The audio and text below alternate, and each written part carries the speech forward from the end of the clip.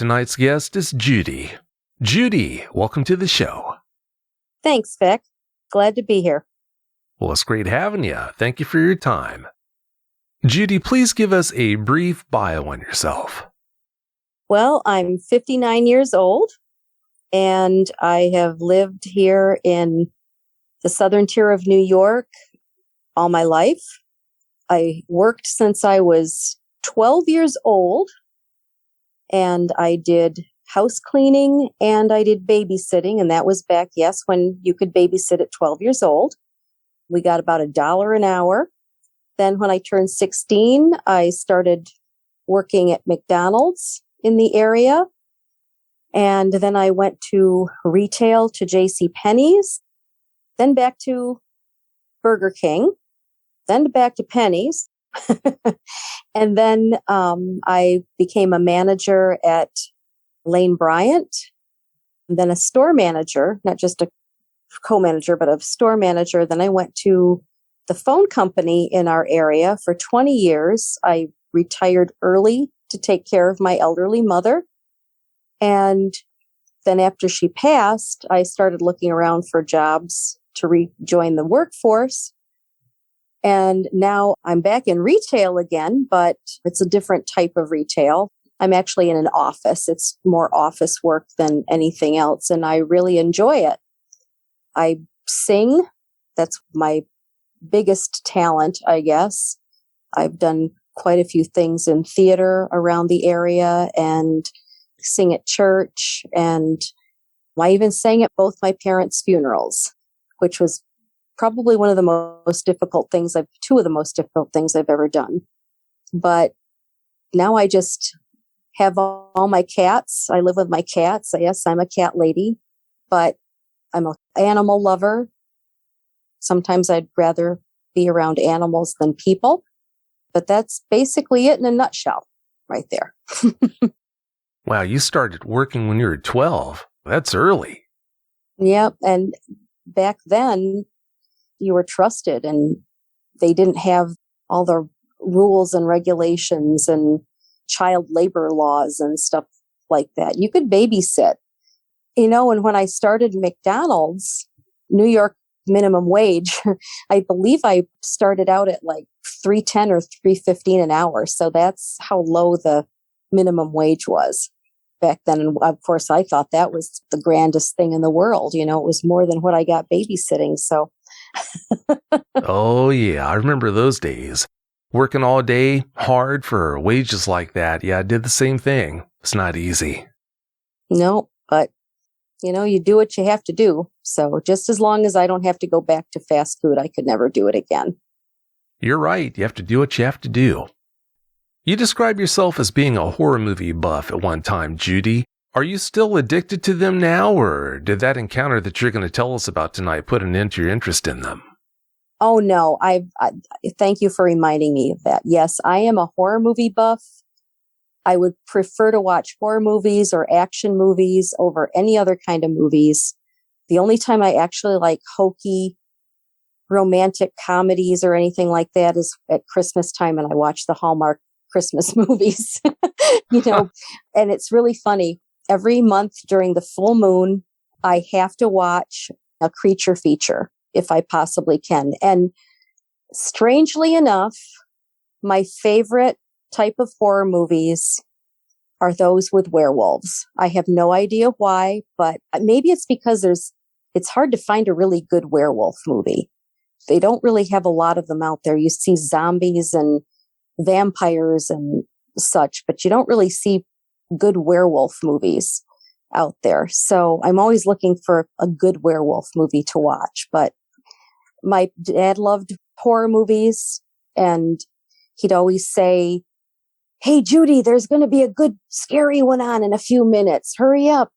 It looks like it's going to really be good. You don't want to miss it." So we'd get our snacks all in the living room, and we'd start watching, we'd be there watching.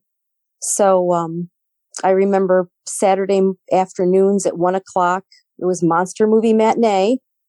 And those were usually all the good black and white movies, all the old classics. And then at 6:00, on Saturday evening was the Chiller Theater.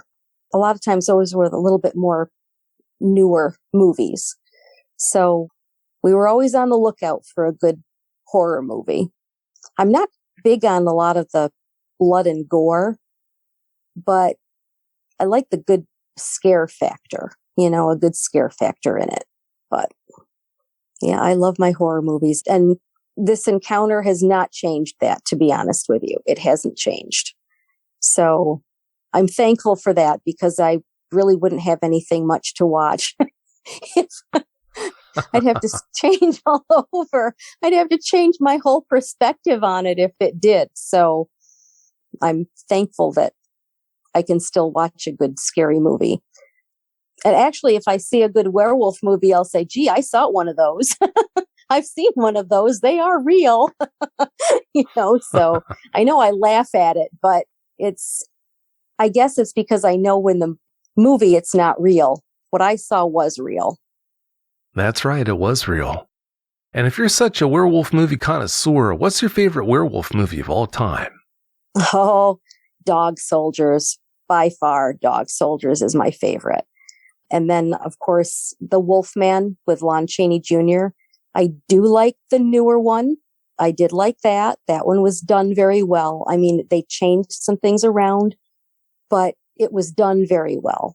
Some of the Underworld movies were okay. And I did like Van Helsing, even though basically that was more like a vampire movie, but the werewolf played a part in it. That was pretty good. I don't know if anybody has seen the movie Howl. It's another British werewolf movie, and they're on a train. That actually is very good. I think it is anyway. I think it's very good. I gotta say, you named some pretty good movies there, but I'm kind of disappointed you didn't mention the best one of all. What's that? Bad Moon. Oh, Bad Moon? Oh my gosh, I forgot about Bad Moon. Yep, there's Bad Moon. That one was pretty good. There's one that they showed on the Sci-Fi Channel. I've seen it like 3 different times, but it was many years ago, and I cannot find that one. I can't think of the name of it. I have tried to research it. I cannot find that movie at all. And I couldn't even begin to tell you what the name of it is. One of these days I'm going to find it. It was basically back when the first settlers were almost like Puritans. They had the hats and the buckled shoes, and they were in a fort. It was like a fortress. And one of the civilians there were ostracized. And I don't know, I can't remember if it was just him or several other people. Like he had a bunch of friends, and they were just bad guys, literally. And they were exiled into the forest, and evidently they got turned into werewolves. Then of course they were coming back and attacking the villagers, and the same old plot, but it was actually done very well. And I cannot for the life of me find that movie. But yeah, I'm a big horror buff, so I love my horror movies. I'm weird that way. Not at all. I knew you had great taste in movies. Thank Oh, definitely. You're welcome. If you've had a Dogman encounter and would like to talk with me about it, whether in private or on the show, please go to dogmanencounters.com and submit a report. If you've had a Sasquatch sighting and would like to be a guest on one of my 2 Bigfoot shows, please go to mybigfootsighting.com and let me know. Before we move on with tonight's show, don't forget to check out episode 39 of my Bigfoot sighting, titled The Biggest Bigfoot Ever. I put a link for it in the description for tonight's show. All right, Judy, please tell us about your encounter now. Give us every last detail that comes to mind. Okay, well, I can't remember the exact day. I know it was on a Wednesday evening, either the end of October or early November. I had worked until 9. And then after I came home, I got home probably around 9:20. And Wednesday nights, we have to put our trash out to the curb to be picked up Thursday morning. So I was taking my bags of garbage down to the curb, and my next door neighbor came over to me and asked me if I could do her a favor. And unfortunately, she is unable to drive at night. And she was very upset. Her American boxer, Joe, had evidently earlier in the evening eaten a whole package of oatmeal raisin cookies. And for those who don't know, raisins are toxic to dogs and can actually kill them. Raisins and grapes and anything having to do with grapes. So she said she'd called around, and here in, I'll just say the town is Elmira. Here in Elmira and the surrounding areas, there really are no emergency vets. The only place to take them is to Cornell Emergency Veterinary Hospital in Ithaca, New York. So she asked me if I would drive her up there. I knew she couldn't drive, so I said, sure, I'll do that. So we got him in the car. We went up and we got there. It was probably it was after 10 o'clock. It was 10:30 or so. And we were up there and they induced vomiting. And so then after a while, we were able to bring him home. By the time we got out of there and we were on our way home, it was around 1 a.m. or after. Well, for those who don't realize it, Cornell is on the top of a hill, and all through this area, we have a lot of hills. Hills surround us everywhere. They're not mountains, but they're hills, but they're big hills. I'm not sure if it's part of the Adirondack Mountains, if they're like the foothills, I don't know, but they are pretty big. And it's very deceiving when you get up on top of these hills. It's vast. It's a vast amount of space. There's farms and houses and everything up on these hills. So Cornell is on the top of this hill, but there's all this land beyond it. And I believe there's a state park up in there. I mean, this state park, it's Robert Tremaine State Park. And there's the waterfalls. There's these trails you can go on. There's parts of the park all over this hill that you can camp. There's a place for campers. There's hiking. I've never been to that part of the park. I've been to some of the other places like the trails and to the Buttermilk Falls where you can swim. It's absolutely gorgeous. But when you go out of the campus, Cornell campus, it's hard to go back down the way you came. All these streets are like one way that go up the hill. So it's hard to go back the way you came because you come through the city and go up the hill. And then when you leave, you have to go skirt around on these rural routes. I think it's a state route, and you have to skirt around and then go back down into the city to go home. So when we're leaving, I turn on my GPS and it takes me out the back way, and we're going down this state route. And I didn't know what route I was on, but it's taking me down, and I don't even know how long we were on it, but at one point it's very flat and you see a lot of farmland. You see farms and farm buildings in the distance. And then the road winds around and it gets a little curvy here and there. And so I was coming around this one bend and I'd been going slow. I believe the speed limit had been like 55 through there, but I was going very slow because it was dark and it had been raining. I mean, there was like no lights from anything. So I had my high beams on quite a bit.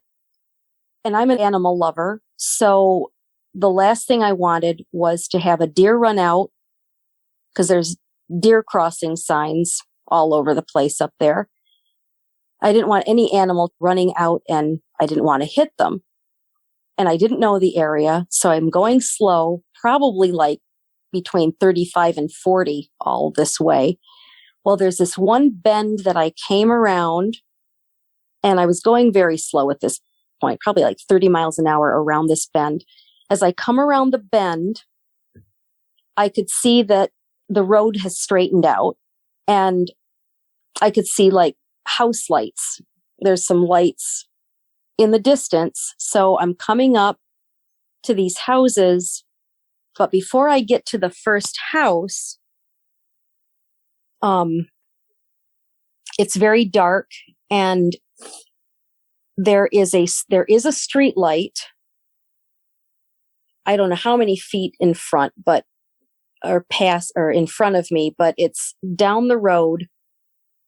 And then I look to this, I see a movement from the right side of the road, from my passenger side. And it's like this a black shape. And so I slow down more. Now I'm probably maybe 100 feet from it. And I slow down to just a crawl, because I think, oh, geez, there's a animal is coming across, So I slow down. But the thing I notice is that the first couple of steps it takes on the pavement, that it's walking funny. Like it puts its feet down in a strange way. And, as I said, I'm an animal lover. So I'm thinking, oh, the poor thing, it's crippled, or it's injured in some way. And then a split second later, I'm thinking, my goodness, that thing is huge. That is one huge animal. And all through this, my neighbor is like on her phone. I don't know what she's been doing, but we had been talking, but she was doing something on her phone. And so I said, what is that animal? And she looks up, just glances at it, and says, oh, it's probably a coyote or a fox. And she looks back down to her phone and goes back to whatever she was doing with her phone. And so by this time, it's taken a couple more steps, and it's in my lane. And I am at a crawl. I am barely moving. And I actually have to come to a stop. And this animal has already stopped right in the middle of my lane. And I stop, and it slowly turns its head, looks me in the eye, and then it lowers its head, pins its ears back, and in a menacing way, like a dog does when they're ready to growl or snarl, they're trying, to intimidate you. And this is when I realize exactly how big this animal is. I drive a Ford Edge, and my Edge is approximately 40 inches at the lowest point of the hood, at the very nose of the hood. It's 40 inches from the ground. The body of this animal is a little bit above or just about even to this hood. The head is up higher. And from the nose, the tip of the nose to its butt, not including its tail, but to the butt, is as wide as the width of my car. And I measured it, and that's almost 5 feet long or 5 feet wide. The snout was very long. The ears were on top of its head, on the top, before it pinned them back. And the scariest part of it, I think, was the realization that the eyes were human-like. They looked like human eyes. I never saw the teeth because when it lowered its head, it was just below the hood of my car. So all I saw was like the top part of the nose up. And it was also in this moment that I realized that, yes, I could make out that it was a dark gray brown in color, but as I was coming up to it and to a stop, I couldn't really make out any other features of the coloration. It was as if the light of my headlights were going around it. And in realization, this thing was actually absorbing the light. I've never seen anything like that before, but that was kind of like how it was. It's like, even though my headlights were dead on this thing, the light was going around it. And that was just so creepy to me. Just that part alone, the size, and I'm trying to wrap my mind around the size, let alone the face. And the head, I'd say the head was probably a good 13 to 14 inches wide. It was very deceiving when it was walking in front of me because it was silhouetted against this street light. It was as if it knew enough to stay just out of that light. It was right where the light stopped on the pavement and all around it. And it was, when it walked across, it was just, like I said, silhouetted. I could tell that it had shaggy hair, but that's as far as it went.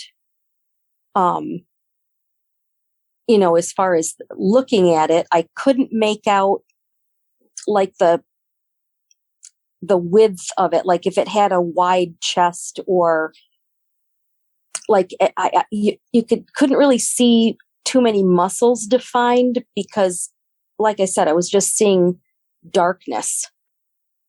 But when it looked at me, before that, I hadn't really felt afraid or anything, but this overwhelming fear took over me. I felt the hair on the back of my neck stand up. I got goosebumps. I had a chill that ran down my spine. And I honestly thought I was going to vomit. I felt so nauseous. And it seemed like it locked eyes for me for the longest time. It probably was no more than 2 or 3 seconds, but it might as well have been 3 minutes. But it just locked eyes with me.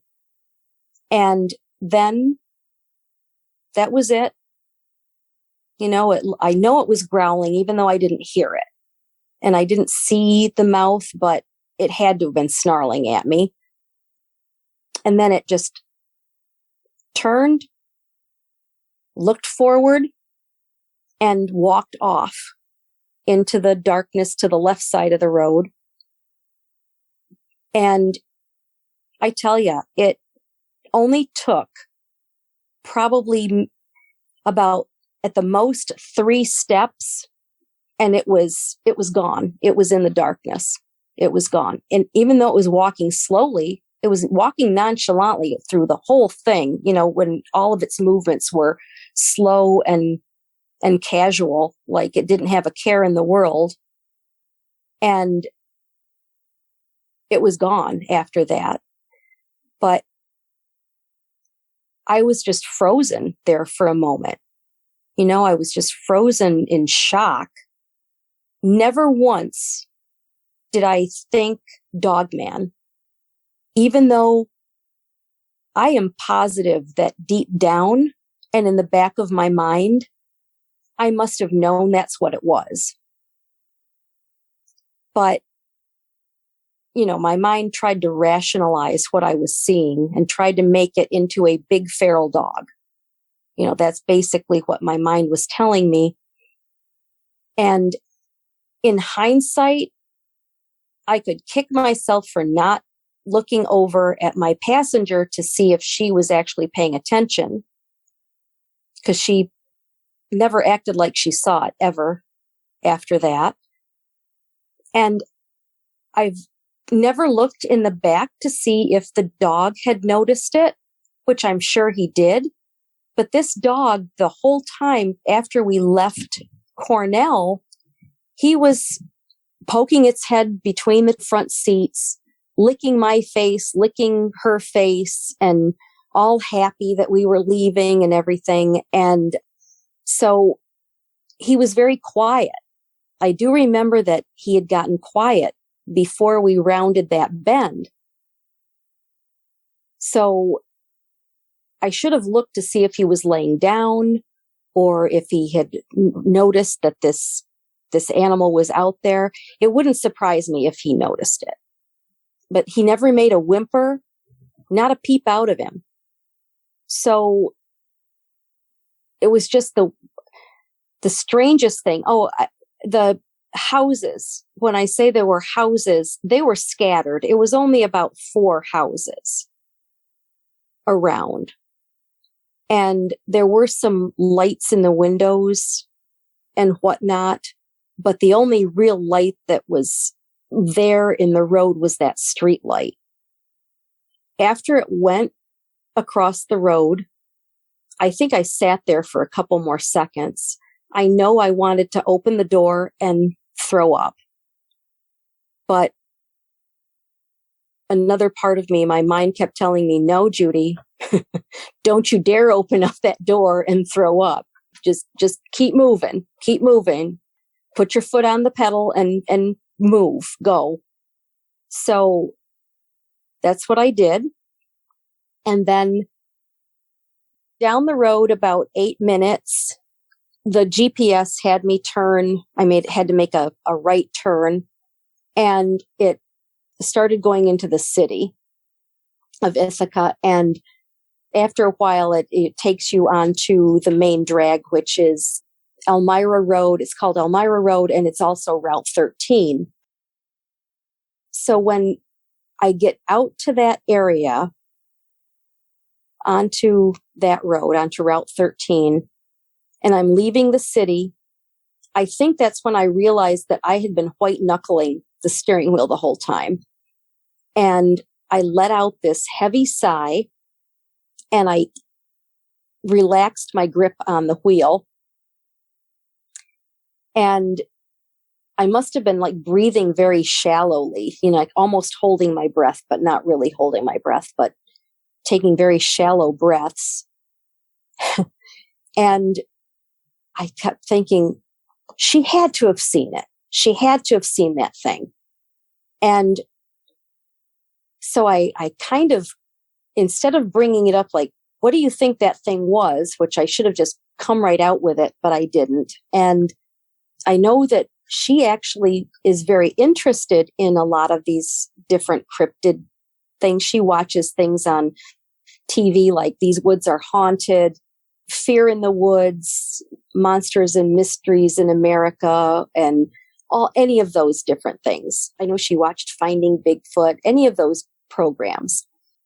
I remember speaking to her about it one time, and she actually said, oh yeah, I believe these things exist. I know they do. I'm sure they do.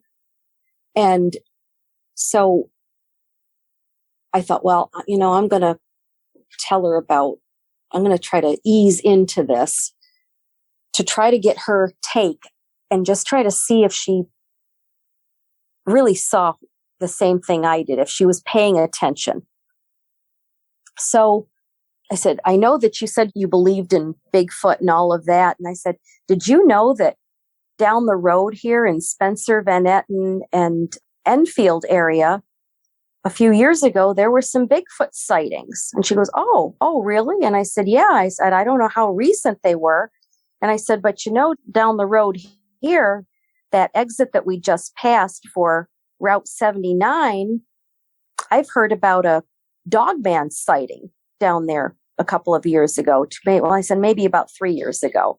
And she goes, oh, what's a Dogman? And so I thought, oh, shoot. So I explained to her what Dogman was. That I basically told her, I said, well, it's kind of like a werewolf type of creature. And she goes, oh, I've never heard of that. And I thought, you had to have heard of it. So I thought, well, that lets that out. She never brought up, I thought maybe she might say, oh, well, maybe that's what we saw. So she never did. And so I dropped it. And I thought, well, even if she did see it, maybe this is just her way of coping with it. So I'm not going to fight it. I'm not going to stress her out and push the subject. So we came home and I dropped her and the dog off, and then I backed into my driveway, and I couldn't stop thinking about it. And I really kept thinking, maybe I saw a Dogman. Maybe it was a Dogman. I don't know where Route 79 is compared to what route I was on. Maybe I was still on the same route. Who knows? I thought, I don't know my way around there. So, and I never paid attention to what route number I was on. And I wasn't listening to the GPS to see because it doesn't say what route you're on. But I got in the house. I have cats. So they hadn't eaten since the morning when I'd gone in to work. So I needed to feed them. They got their wet food twice a day. So I fed them, and I'm pondering over this all this time. I'm pondering. And I'm still replaying the whole thing in my mind. So I kind of let it go for a while. I just said, forget it, just forget it, Judy. It was probably just a big feral dog, and it's a shock. You just saw this come out in front of you in the road, and it was just a shock. So the next day I get to work and I'm still thinking about it. I'm just bursting, just wanting to say something. And I couldn't, I couldn't bring myself to come out and actually say Dogman to anybody.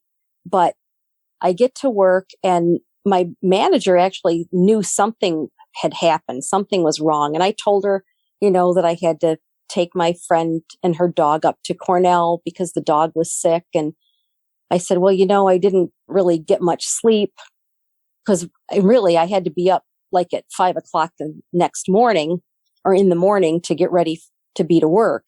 So I said, yeah, I didn't get a whole lot of sleep. And then I started to say, oh my gosh, I saw the weirdest animal that walked out in front of me. And I kind of told her it a little bit, I didn't really tell her everything, but I said, man, that thing was huge and ugly. This thing was so ugly.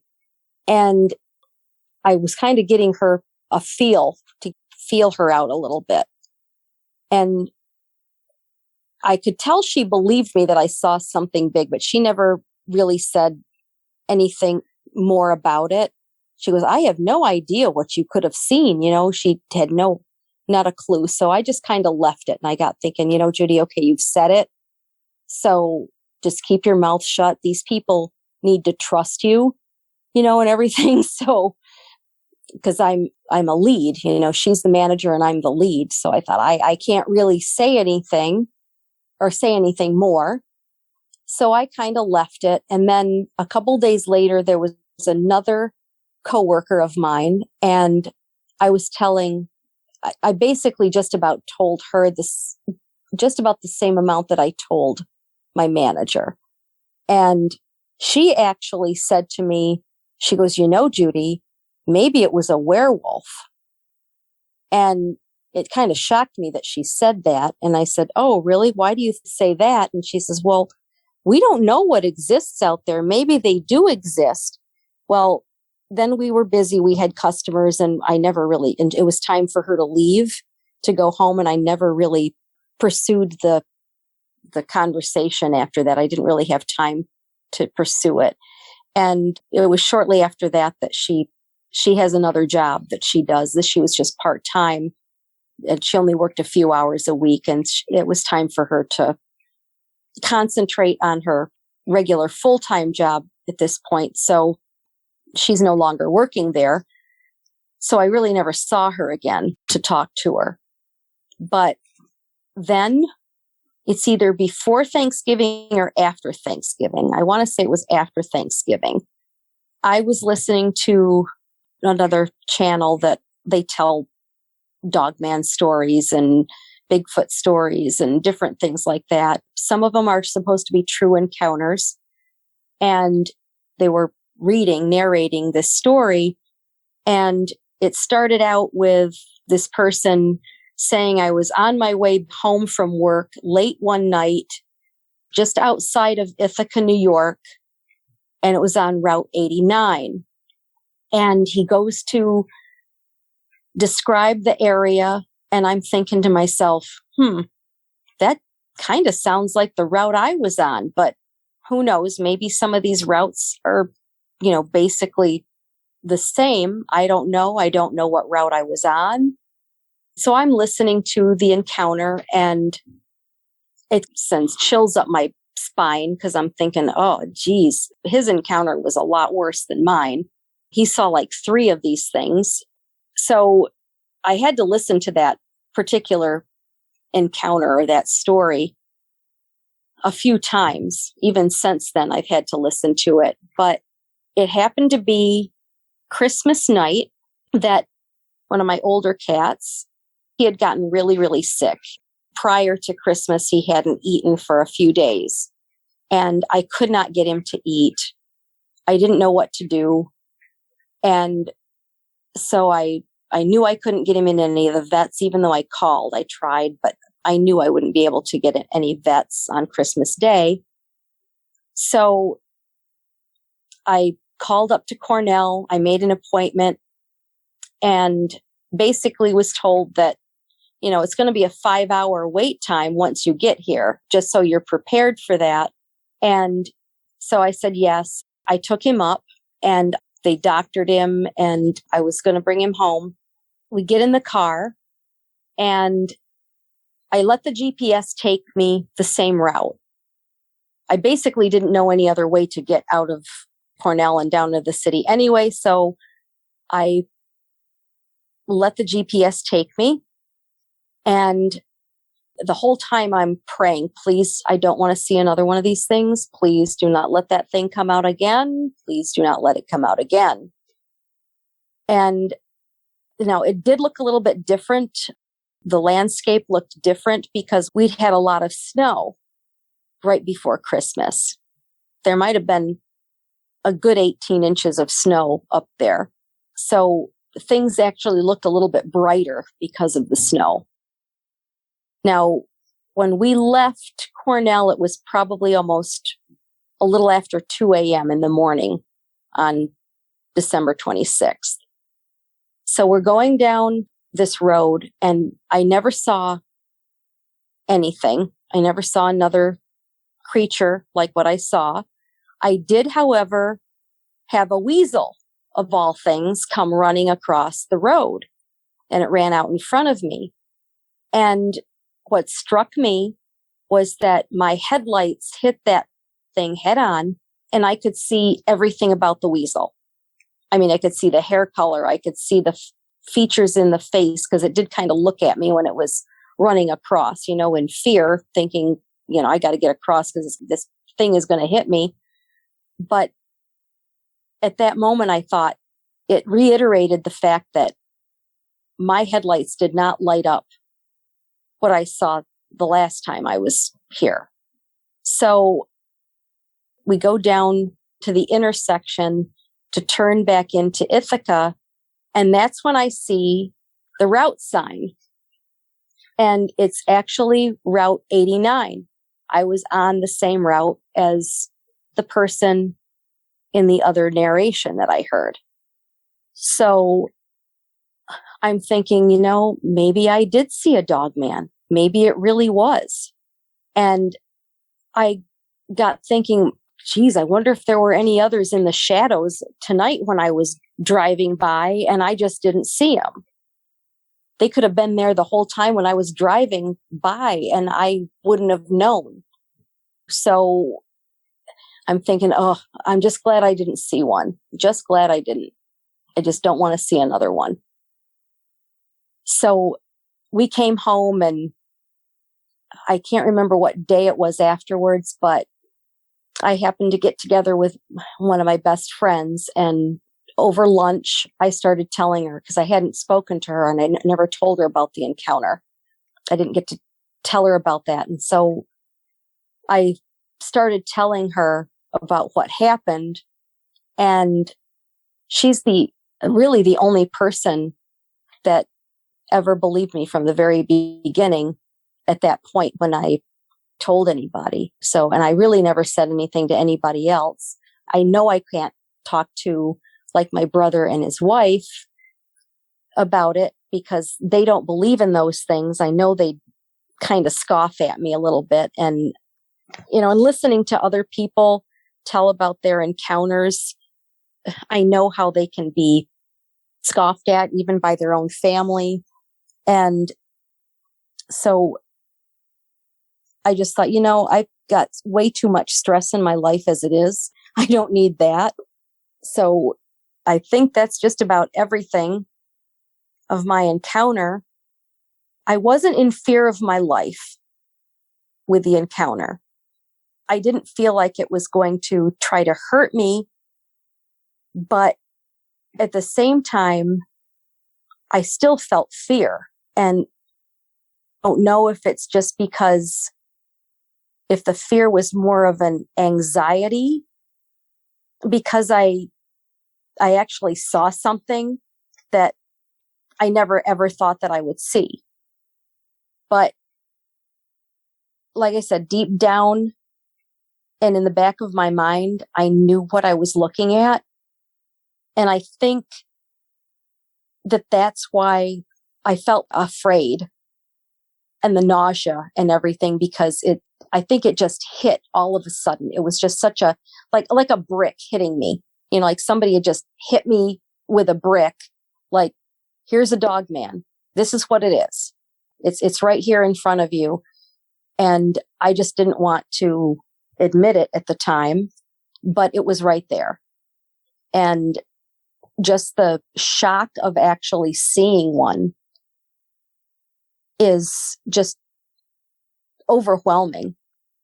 I can't explain it enough. I can't even find the words. It leaves you speechless when you first see it.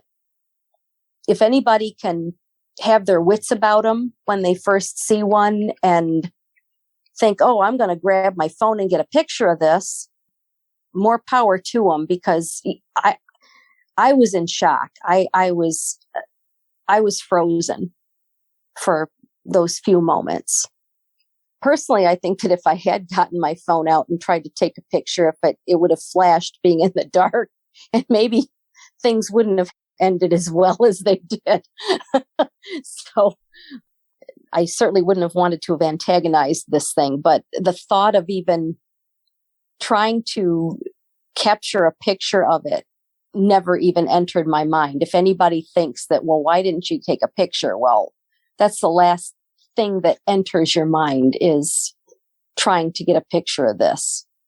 But like right now, it's kind of leaving me speechless when I think about it. I'm trying to explain how you felt is just, it's just really difficult to do that. But I guess that's it, Vic. I guess that's all I can say about that. Judy, there are Sasquatch researchers who would tell you that dogmen don't exist. They tell you that what was standing right in front of your edge that night was either a man in a convincing werewolf suit or a Sasquatch. What would you say to them about that? Baloney. Baloney, and I hope you never have to see one. I wouldn't wish that on my worst enemy, so I hope you never, ever have to see one. And for those people, also, I have to tell you, if you believe that Bigfoot exists, why can't a Dogman? There's just as many reports in just about every country on the planet of these things. In so many cultures have had the same type of animals, whether they use them as werewolves or whatever their beliefs. There have been reports of sightings of these things from way back. I mean, hundreds of years. And there have been hundreds of years with Bigfoot. So why would there not be? Why couldn't there be? I guess is the best way to say. Why couldn't there be? If Bigfoot could exist, why can't Dogmen exist? Well, that's easy to answer. Because they believe the Sasquatch are out there and they don't believe the Dogmen are. That's all it takes. They don't believe it, so it can't be in existence. I know, and that's silly. That's just silly. But I have to admit that several years ago, I was on the fence about both of them. It's not that I didn't think that they couldn't.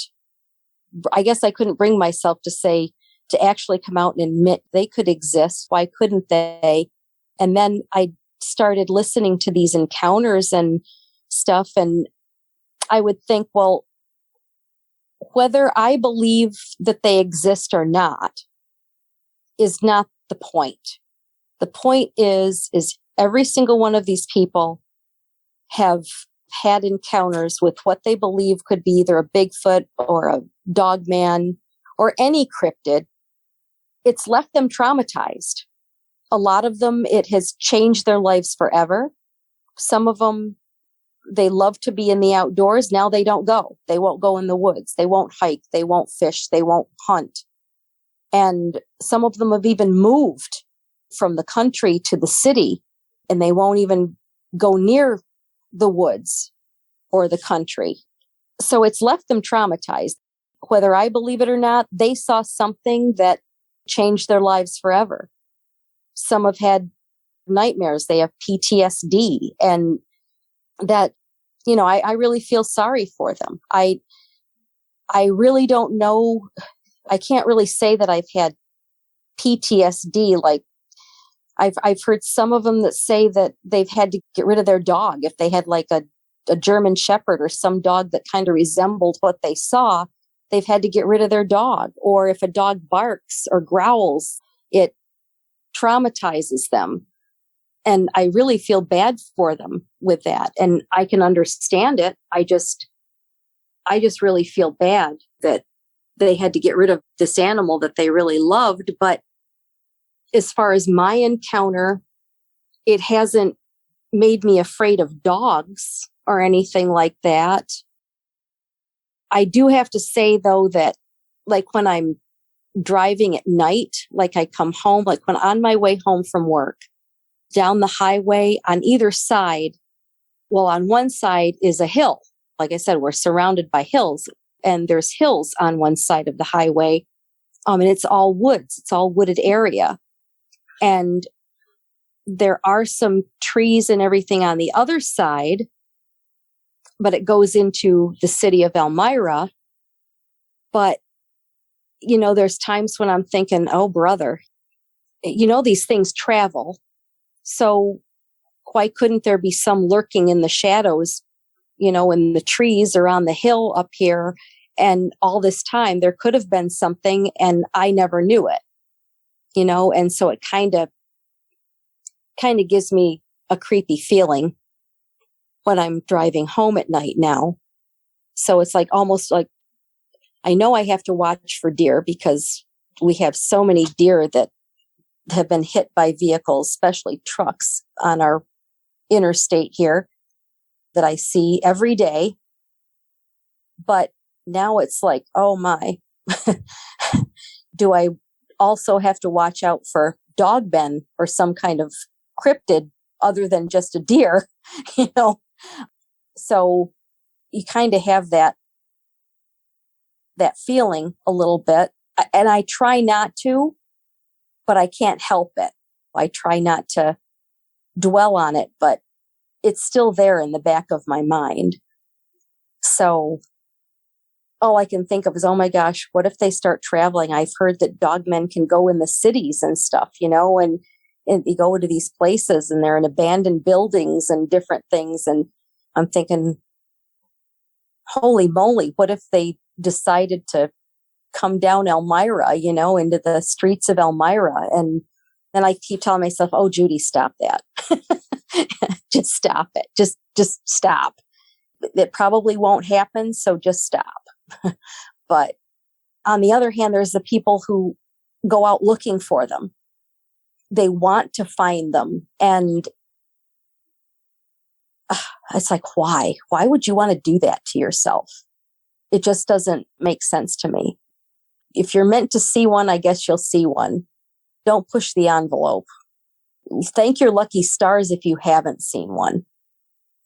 So that's my advice, is just be thankful that you haven't seen one.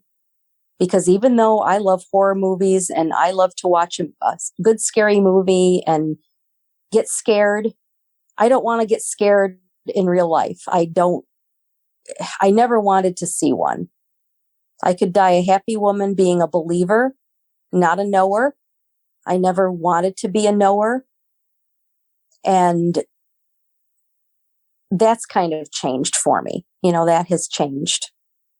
So I don't know what else to say about that, but I don't want to offend anybody. You can believe what you want to believe, or you can do what you want to do, but I'm certainly not going to go traveling Route 89 and try to see if I can spot one again. No, I'm not doing that. I mean, if I have to go that route, if I have to take another animal to Cornell and that's the only way I can get home, that's one thing, but I'm not going to go up there purposely just to see if I can spot one. I'm not going there.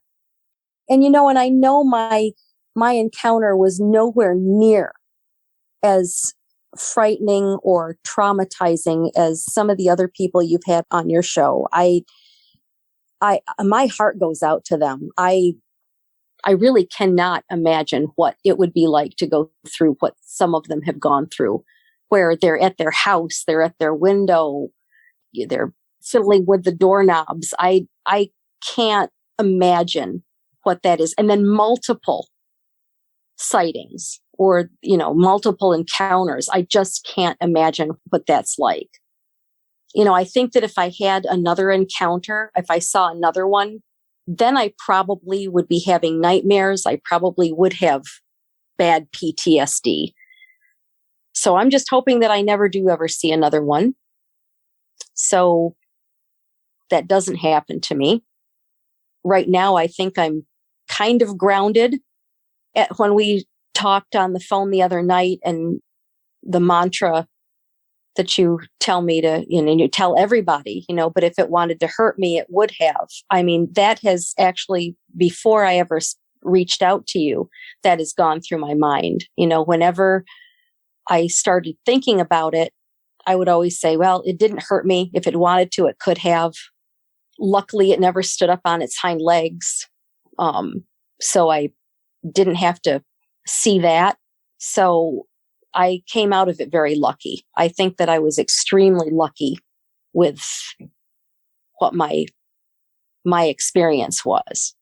It was brief, but I got to see one. Not that I wanted to, but I got to see one. And as far as the encounter goes, it was short and sweet. It was over and done with pretty quickly.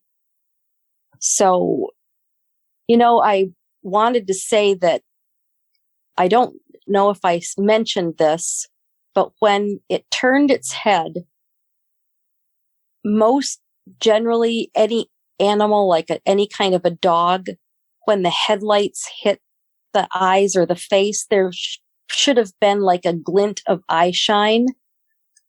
And there wasn't. There was no eye shine. The eyes didn't glow. I know I said that they were dark, but when I say they were human-like, but it was also how they were positioned on the head. They were not positioned like a dog's eyes are by their nose. They were up higher, like a human being's.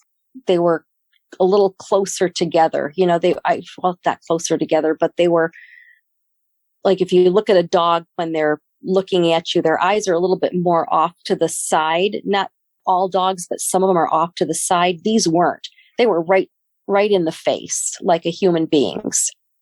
And like I said, they were up higher. They were positioned where a human's eyes would be above the nose.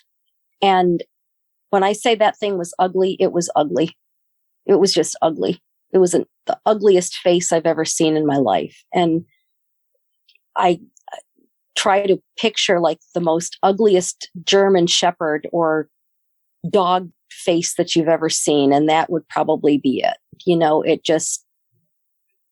It was just nasty, nasty looking. And even before it lowered its head and probably growled at me, it was just a nasty looking face. Just awful. But again, like I said, I thank my lucky stars that it was as brief as it was, and it was as benign as it was, because it was a benign encounter. But it can still shake you to the core, because even if you believe that these things exist, actually seeing one is now it's real for you. It truly is real.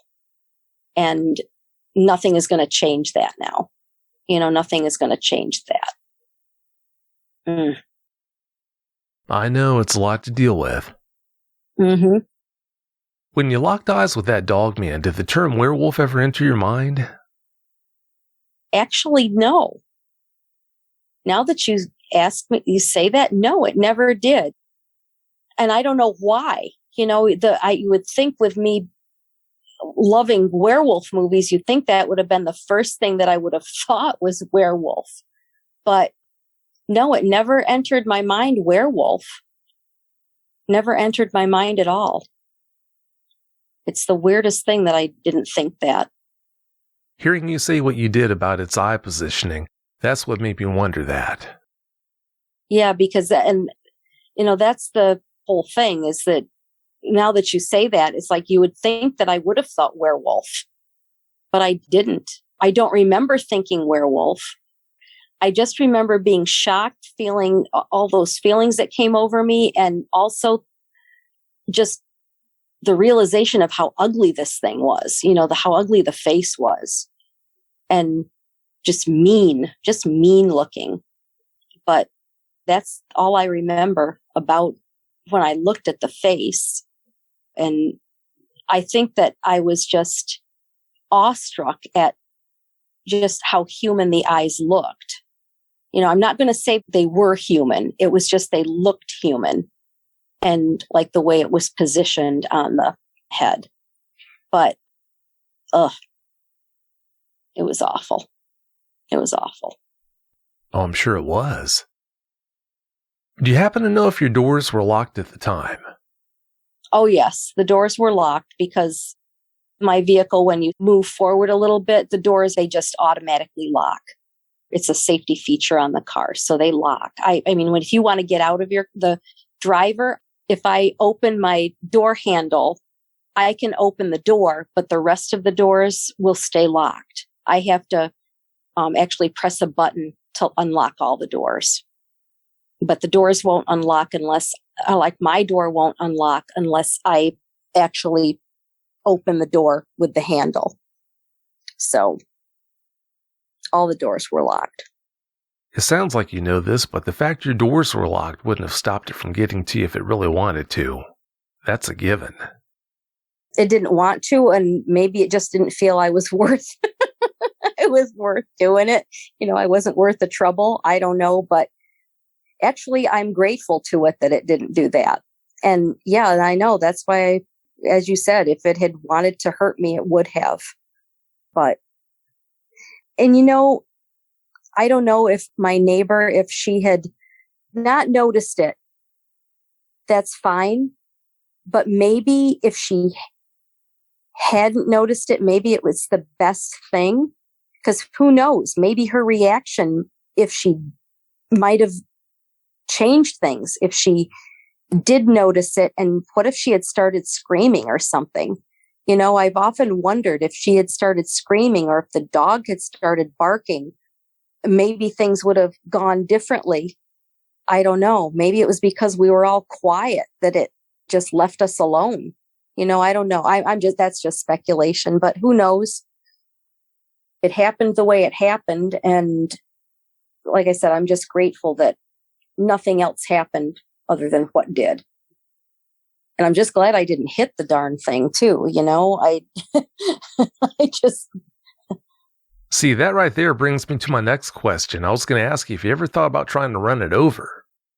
No, I didn't. First of all, I don't think my vehicle would have done too much damage to it. It would have damaged probably my vehicle more than it would have damaged it because of the size of that thing. And, I often wondered if something had happened, like if I had actually hit it, or if it had tried to get into the vehicle. Those houses, there's no way I could have run for help, if I had been able to have gotten out of the car, or if I had tried to swerve to hit it, if I'd been going a little faster and I tried to swerve to hit it, or swerved from hitting it, and I went into a ditch or something. What if I had to get out of the car and we'd had to make a run for it, or whatever? Would anybody have helped us?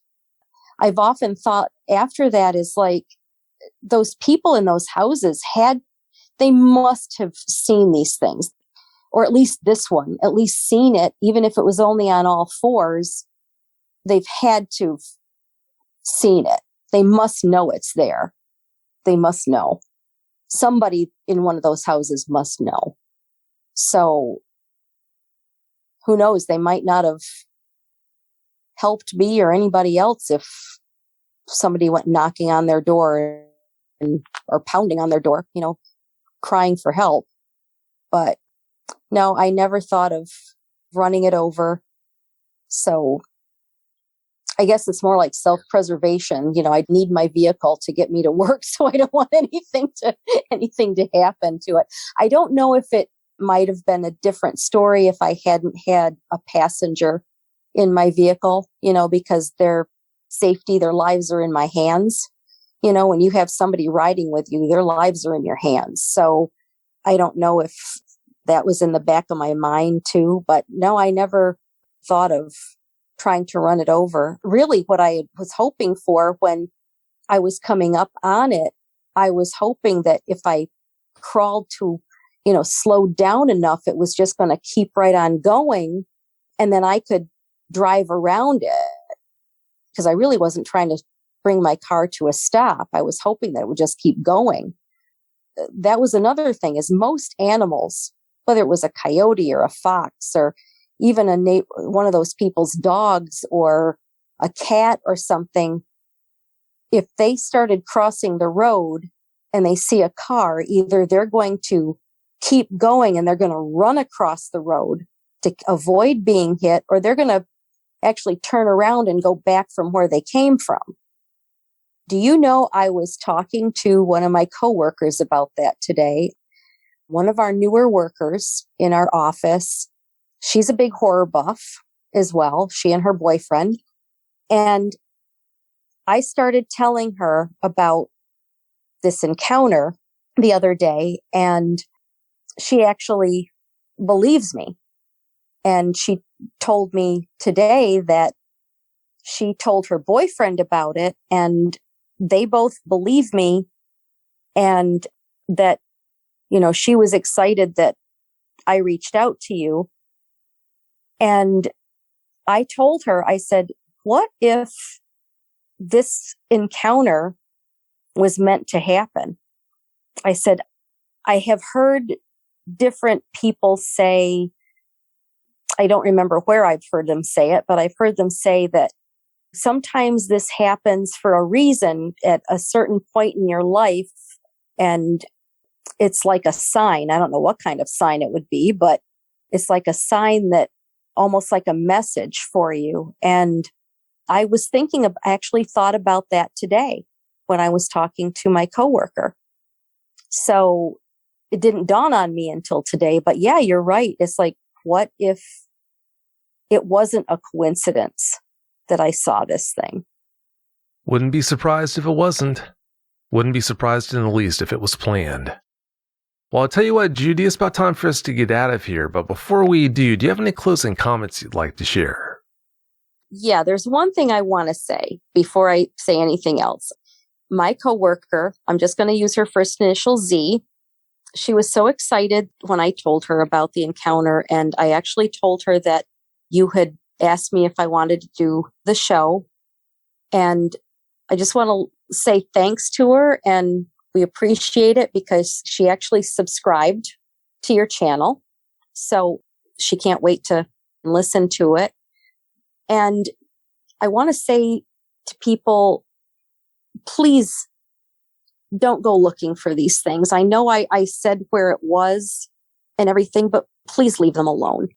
We don't know how aggressive they are, how they might react if you go looking for them. Yeah, they seem to just want to intimidate people and scare them. As Vic says, if they want to hurt you, they will, but they didn't want to hurt you, so they left you alone. But they're kind of like bullies. But if you go out in their territory and they feel threatened by it, who knows how they might react to that. So don't take chances. Just keep yourself safe and don't take chances. I'm not saying if you like to camp or you like to fish or you like to hunt, you like to hike, by all means do it, but don't go actively looking for these things. If you're meant to see one, I'm sure that you will. Personally, I hope you don't, because even if you believe these things exist, once you see one, you can't unsee it. And like I said, they're unpredictable. You don't know how your encounter is going to be. It might not be as benign as mine. They might actually try to get in your vehicle and intimidate you and bully you even further. So just don't do it. Just don't do it.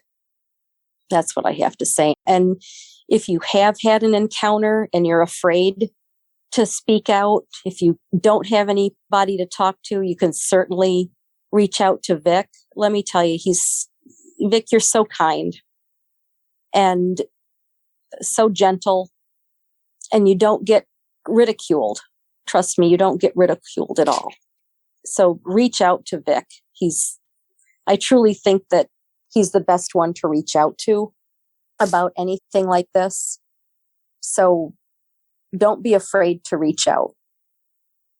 Just don't. It's very therapeutic and it's very helpful.